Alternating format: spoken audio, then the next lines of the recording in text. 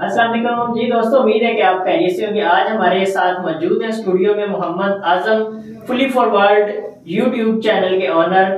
तो आइए हम इनसे कुछ फील्ड के बारे में, रेफ्रिजरेशन के हवाले से कुछ सवाल जवाब करते हैं। जी आजम साहब, आपका बहुत शुक्रिया स्टूडियो में आने का। तो आप हमें थोड़ा सा दोस्तों को बताएं कि ये जो आजकल कंप्रेसर फट रहे हैं, एसी फट रहे हैं, इस हवाले से आपका क्या पॉइंट ऑफ व्यू है? कोई टेक्निकल फॉल्ट है, किसी मैकेनिक की गलती है, या एसी इतने नाकस आ रहे हैं? क्या ख्याल है आपका इस बारे में? जी देखें, यहाँ पर सबसे पहले तो मैं अपने तमाम दोस्तों को वेलकम कहता हूँ इस चैनल पर, कि इस चैनल को सपोर्ट करें, और जिस चैनल पर भी ये वीडियो अपलोड हो रही है वो देख रहे हैं, इस चैनल को सपोर्ट करें और इस पे जो नॉलेज मिलता है उससे हासिल करें नॉलेज। और मैं यहाँ पर एक फ़ोकस करना चाहूँगा कि जो R32 के ऊपर आवाज़ ज़्यादा उठाई जा रही है कि R32 जिन एयर कंडीशनर में है, वो काफ़ी कस्टमर भी इस चीज़ से डर रहे हैं कि शायद वो ज़्यादा ब्लास्ट होते हैं।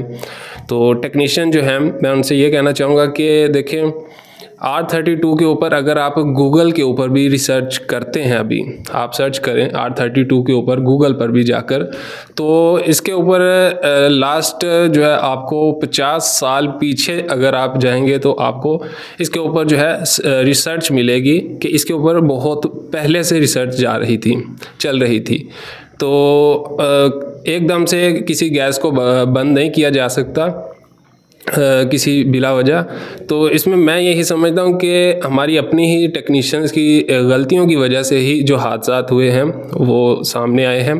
क्योंकि पाकिस्तान के अलावा इंडिया में, और हालांकि इंडिया हमसे काफ़ी टेक्निकल के तौर पे जो है, टेक्नोलॉजी के तौर पे जो है वो आगे है, तो वहाँ पर भी ये ब्लास्ट हुए हैं, और आउट ऑफ जो कंट्रीज़ हैं वहाँ पर भी ब्लास्ट हुए हैं। तो यहाँ पर मैं ये कहना चाहूँगा कि ये गैस के ऊपर एक कहना कि गैस का ही एक इशू है कि गैस सही नहीं है, जिसकी वजह से कंप्रेसर ब्लास्ट हो रहा है, फ्लेमेबल है या हाई प्रेशर है। R410A और R32 ये दोनों हाई प्रेशर हैं, लेकिन इसका ब्लास्ट होने का रीज़न ये नहीं है कि ये गैस जो है फ्लेमेबल है और ये हाई प्रेशर होने की वजह से ब्लास्ट कर रही है। एक कंप्रेसर की अच्छी खासी गेज होती है जो कि ऐसे नॉर्मली वो ब्लास्ट नहीं होता।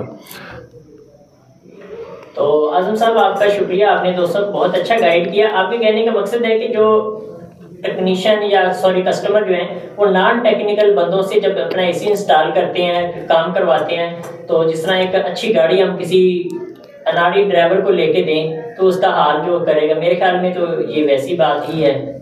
जी बिल्कुल ऐसे ही है, क्योंकि यहाँ पर जो मैंने खुद देखा है कि गूगल के ऊपर सर्च करके, मैं तो आपको भी कहूँगा जो इस वीडियो को देख रहे हैं कि वो गूगल पे लाजमी 32 के बारे में सर्च करें, उनको सारी इसकी कहानी सामने आ जाएगी।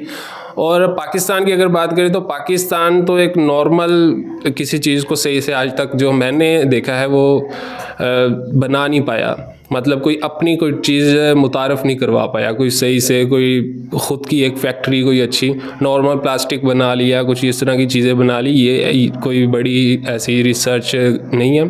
और ये R32 के ऊपर भी जो रिसर्च है ये आउट ऑफ कंट्री जो बाहर के लोग हैं, और वो वैसे ही पहले केयरफुल जो है काम करने के लिए अपने टूल्स रखते हैं, हर चीज़ जो है वो रखते हैं। तो मैं ये चीज़ समझता ही नहीं हूँ कि वो इस तरह की गैस मतलब सेल करने के लिए पैसे की खातिर एक बंदे की, यानी कि एक इंसान की वो जान को इतनी अहमियत ही ना दें कि वो गैस ऐसी डेंजरस मुतारफ़ करवा दें। और अभी जो कि आप देख रहे हैं कि आगे जितने भी यूनिट आ रहे हैं एयर कंडीशनर R32 में ज़्यादा शिफ्ट हो रहे हैं, तो उनकी सर्च के ऊपर ये गैस आई है। और आगे मुझे जो है इस पे यही देखने को जो मिला है कि इसमें अनट्रेन जो मैकेनिक हैं और जो प्रॉपर एक गैस को, जैसे पहले R410 है उसी में R400 टॉप अप कर देते हैं, और प्रॉपर लीकेज रिपेयर नहीं करते, उसी में टॉप अप कर देते हैं, मिक्स कर देते हैं गैस, प्रॉपर गैस चार्ज करने का जिनको तरीका नहीं आता,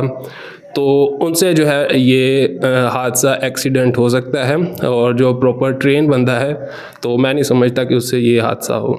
चलिए, आपका बहुत शुक्रिया आजम साहब, थैंक यू सो मच, आपने बहुत अच्छा गाइड किया, और स्टूडियो में आने का भी बहुत शुक्रिया, थैंक यू सो मच। अल्लाह हाफिज़। अल्लाह हाफिज़।